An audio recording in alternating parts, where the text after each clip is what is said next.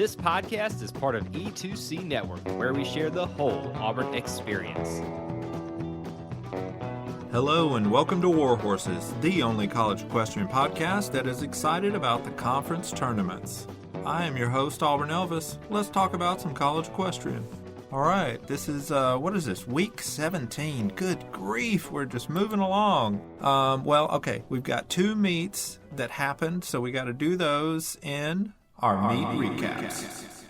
Okay, so these are the last two meets of the regular season. Let's talk about these. First one up, Sacred Heart at Centenary. Okay, so in the week before this, Centenary won at home against Dartmouth. They were, Dartmouth, the Green, were number one in the NCEA's ranking. Not in mine, but they're still pretty high up there, and Centenary was last, and then Centenary got the home win. Could they do it again against Sacred Heart? And again, Sacred Heart's having the best season ever for them. So, in the prediction, it was Sacred Heart 7, Centenary 3. Let's see what really happened. Fences went 4-1 for Centenary. Flat went 3-2 for Centenary. And that made the final score Centenary 7, Sacred Heart 3.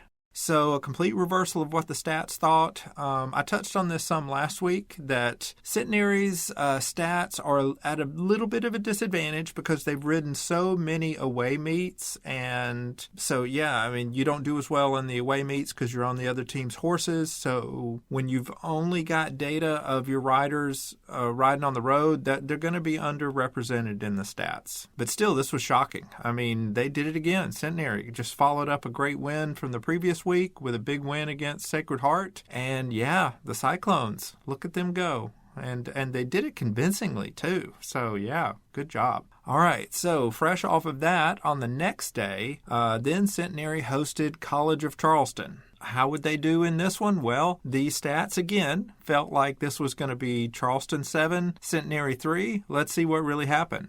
Fences went 3-2 for Centenary. Flat was a 2-2 tie, and that made the final score Centenary 5, College of Charleston 4. Wow. Once again, the Cyclones get the home win. The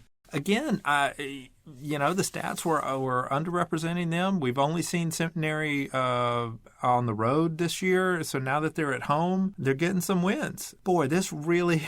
And it throws the whole single discipline landscape in an uproar because 3 weeks ago, Centenary was winless and they were the number 9 team. And now they've just won 3 in a row. Now they're all at home. And again, I keep telling you, it's easier to win at home and you don't want to put too much stock in home wins. But until 2 weeks ago, we didn't think Centenary could even win at home because it's not a given against teams that are this good.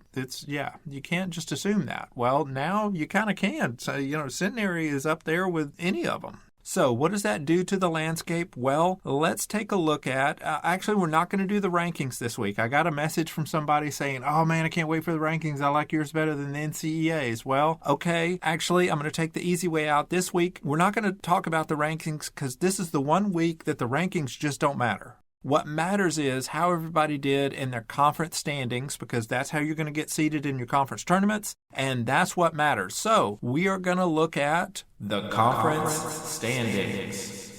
All right, so we will go through this. We'll look at the dual discipline conferences, and then we'll go to the single discipline ones. We'll start off first with the Eastern College Athletic Conference, or is it Eastern Coast Athletic Conference? It's the ECAC, and this is their dual discipline teams. We're going to go in reverse order this time. At number 5, this number 5 seed is Minnesota Crookston. So the Golden Eagles, they have one win. They have a neutral site win against South Dakota State, I believe. And, otherwise they lost a bunch. But, again, they're sort of like Centenary, where they've been on the road for almost every one of these meets. They even lost at home, though, to Delaware State, I believe it was. But then here in this neutral site meet, it was 4-on-4. They got a win. So they're not winless, but they are number 5 in the conference. Number 4 is Delaware State.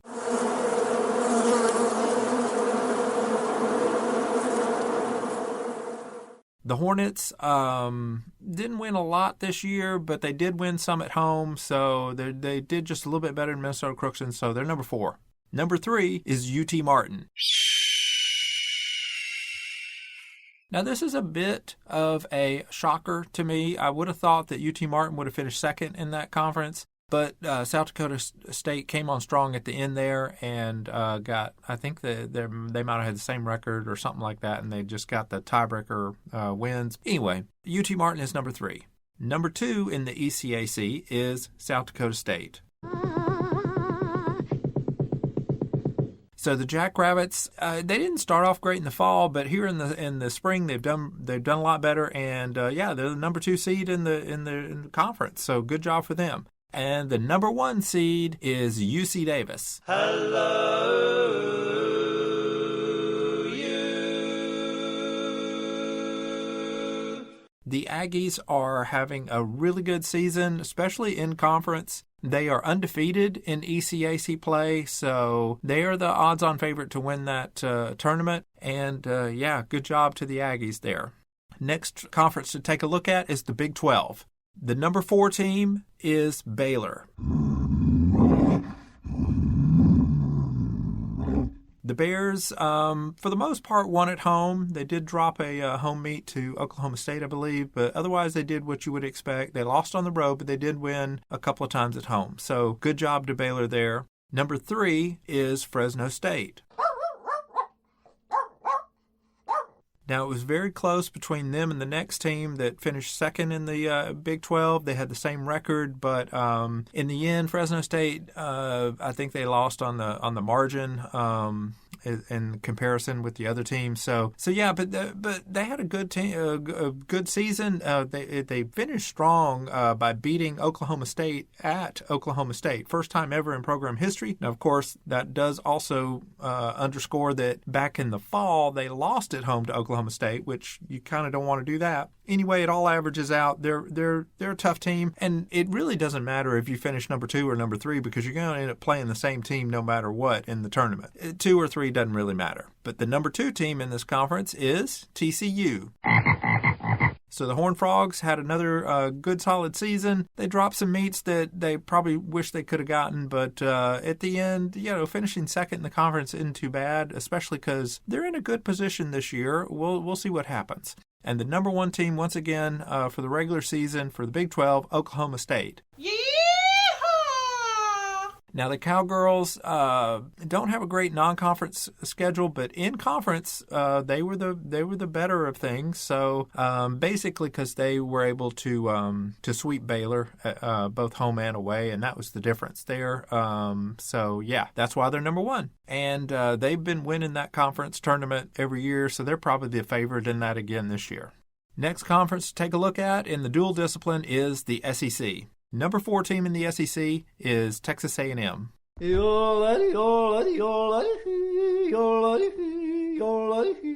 Aggies started out strong in the fall and then just kind of maybe didn't do so well. Didn't finish strong here, so yeah, they're a good team. They're just 4th out of what's probably the strongest conference, and yeah, that's what you get. Number 3 team, and this is a bit of a shocker, is Georgia. For a long time, Georgia looked like the best team in the country. And then it was a bit of an open question between them and Auburn, and then now they've slipped down to number 3. But they had a really good season and won, on the road against Texas A&M, swept Texas A&M, but then got swept by Auburn, and that really, they were going to finish number 1 in the SEC until they lost to Auburn at home, and that pretty much bumped them down from number 1 down to number 3. So that's where Georgia is. Number 2 is South Carolina. The Gamecocks are having a great season. Their resume overall, when you take into account the non-conference meets, it's very close between them and Georgia. Georgia has some better road wins, but again, Georgia has that home loss. South Carolina was perfect at home, so that doesn't always get reflected in conference standings. But in their head-to-head, Georgia and South Carolina, I think, had they split between each other, and they had the same margin of victory and defeat against each other. And then, so I think the next tiebreaker is how did they do against the number 1 team, and South Carolina beat Auburn at home, whereas Georgia got swept by Auburn, so that gives South Carolina the edge, but they're very close between South Carolina and Georgia. And the number 1 team is, you guessed it, Auburn. The Tigers were perfect at home. They narrowly lost at South Carolina and then narrowly lost at Texas A&M, but they swept Georgia, and that right there catapulted them up to number 1. The Tigers are going to be hosting the tournament. It's looking like a really good year for Auburn. So that is all of the dual discipline conferences. SMU is independent, so of all the independent teams, they're the best. Good job, Mustangs. Now we're going to look at the single discipline conferences. First, we're going to look at the ECAC. This is the Eastern College Athletic Conference, or maybe Eastern Coast Athletic Conference. But this is the single discipline teams. There are 4 of these. Number 4 is Sacred Heart. The Pioneers are having their best season ever. Already said that earlier in the episode. And yet they ended up number 4 basically because of Centenary just coming out of nowhere in these last 2 weeks. Still, Sacred Heart's good enough they could win this tournament. Yeah, they're number 4, but they're good enough to win. Number 3 is Centenary. It's a twister! It's a twister! We thought Centenary was going to be number 4, but then they, started riding really well at home, and that has jumped them up to the number 3 spot. And Centenary is good enough they could win this tournament. Okay, this is a tight tournament. This is going to be the most exciting tournament. Is this ECAC single discipline tournament? The number 2 team in that tournament is College of Charleston. So the Cougars having a really good season as well, looking great at home, losing some on the road just like everybody is, but they narrowly get the decider there to be number 2 in how the seeding all works out. But they could win it all. We'll see. And the number 1 team in the ECAC is Dartmouth. So the Green, they're the defending national champions. They get the tiebreakers over the other teams. Even though I think they have the same record as somebody else, Charleston or Centenary or somebody. Their non-conference schedule, not that challenging, but that's not what we're talking about this week. We're just talking about their conference, and they're number 1 in the conference right now. So good job to the Green. Last conference to take a look at, the ODAC. This is Old Dominion Athletic Conference, I believe it is, something like that. And number 5 is Berry. So the Vikings, they got 1 win. They got a home win over Bridgewater. Other than that, they've been losing, but they're still a decent team. Yeah, so we'll keep an eye on them. The number 4 team in the conference is Sewanee. Now, the Tigers are not having a great year, and they need to be on upset alert because I tell you, Berry is good enough to beat them at a neutral site, so keep an eye on that one. Number 3 in this conference is Bridgewater. The Eagles are having a good year. They look good and solid, and they could win this tournament. So, they're number 3. The number 2 team is Sweetbriar. Now, I have the Vixens number 2 in the nation, and here in this conference, they're number 2 in the number 2 seed in the conference. Good year for the Vixens. Started out a little shaky in the fall, but they've gotten steadily better. So they're looking like their old self right now, and they look like a really strong team. A team that looks just a little bit better though is number 1 in the ODAC, Lynchburg. So the Hornets are having a great year. They lost some on the road, just like everybody does, but they have won on the road, and they look really unbeatable at home. At a neutral site, they should do well, and they're the odds-on favorite probably to win the tournament. So that's how all of the conference standings panned out here after the regular season. Some of these races were very tight. Some of them were not that tight, but that's kind of how your lineup goes. So that is the state of things right now as we are entering the postseason. This coming week, we have 1 tournament to look at. It is the single discipline ODAC tournament. Let's go through this round by round. In the first round is going to be number 5 seed Berry versus number 4 Sewanee. And I'll tell you that the stats really like Swanee, probably a little bit more than they should. Now, I'll tell you one thing. I use historic rider data, not just this season. If I only looked at this season, it would not be so favorable with Swanee. But they've got some good riders over there. They just have not been living up to expectations this year. So we'll see how they do in the postseason. But I'll just tell you, the stats I'm using are career stats. Foreshadowing, Swanee comes out pretty good in the prediction here. All right, so in the prediction, Fences is predicted to go 4-1 for Swanee, and Flat is predicted to go 5-0 for Swanee. If all that happens, that would make the final score Swanee 9 to Berry's 1. And I'll just tell you right now, I don't think it's going to be that one-sided. In fact, I think Berry could win this. I think it's probably going to be something maybe in the realm of 5-4 Swanee. Or it could be 5-4 Berry, but it's probably going to be closer than this. It is not going to be 9-1. I am certain it will not be 9-1. So we'll see what it is. The stats like Swanee, but I think the stats are a little inflated in this case. So just beware of that. All right, in the next day on March 20th, we're going to have number 3 Bridgewater versus number 2 Sweetbriar. Now, the stats always like Sweetbriar. Some of it's because, we're taking into account historic stats, career stats, and the Vixens have a history of winning. They always look good on paper. So let's take a look at the stats.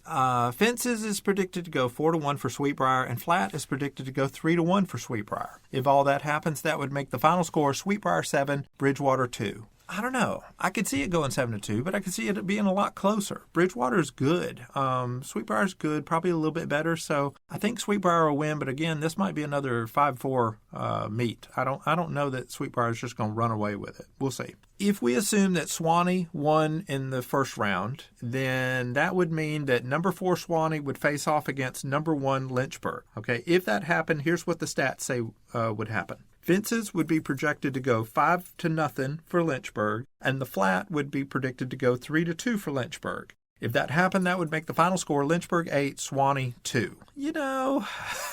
That's a little ambitious, but I could see that happening. Sometimes a meet will get away from you. I could see Lynchburg winning that 8-2. I could also see it being like 6-4, 7-3, something like that. But I do think Lynchburg will beat whoever comes out of that first round. I think Lynchburg is just better than everybody else right now. And yeah, I think they're going to win. I'm just not sure if it's going to be 8-2, but it might be. We'll see. On the other side of the bracket, if we assume that Sweetbriar won their meet, then that would set up a final of number 1 Lynchburg versus number 2 Sweetbriar. So what would the stats would predict on this is Fences would go 4-1 for Lynchburg, and the Flat would go 4-1 for Sweetbriar. If all that happens, that would make the final score a 5-5 tie. Normally, when there's a tie, I give it to the home team, but there is no home team in this. So what I had ChatGPT do is I said, okay, there are 14,400 possible scoring combinations in this meet. So of those, calculate how many one team wins versus the other, and then let's look at that. It ran the numbers. In 4,704 outcomes, the two teams are tied. In 4,752, Sweetbriar wins. And in 4,944 outcomes, that Lynchburg wins. So basically, in 33% of the outcomes, it's a tie. In 33% of the outcomes, Sweetbriar wins. And in 34% of the outcomes, Lynchburg wins. So that's how close it is between these two teams in this projected matchup. So we're going to say that it's a 5-5 tie with Lynchburg winning very narrowly in the tiebreaker. That's what the stats have. Now, that is our only conference tournament going on this week. All the other tournaments are happening the following week, and we will talk first about what the ODAC tournament did, and then we will give you the previews of all of those coming up as well. But that's all of the upcoming action. As far as final thoughts, I'll just say, man, it's really exciting.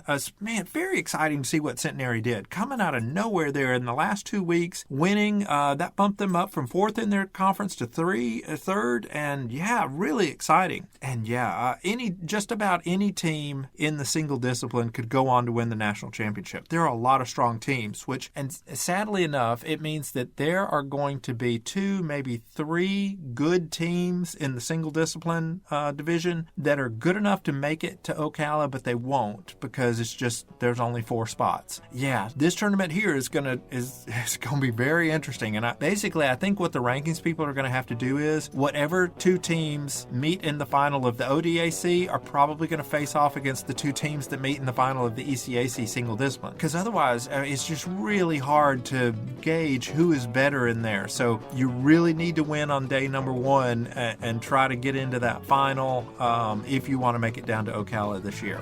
Well, that's all for the final thoughts of this episode. I'm your host, Auburn Elvis. Thank you very much for listening, and War Horses. Thank you for tuning in to today's episode on the E2C Network. On your way out, I want to remind you to stop by e2cnetwork.com. It's your one-stop shop for all our content across our podcast, YouTube channel, and much more. To stay up to date with us, make sure you're following social media accounts such as Facebook, Twitter, and Instagram. While our content here may always be Auburn sports heavy, if it's orange and blue, it's what we do. War Eagle.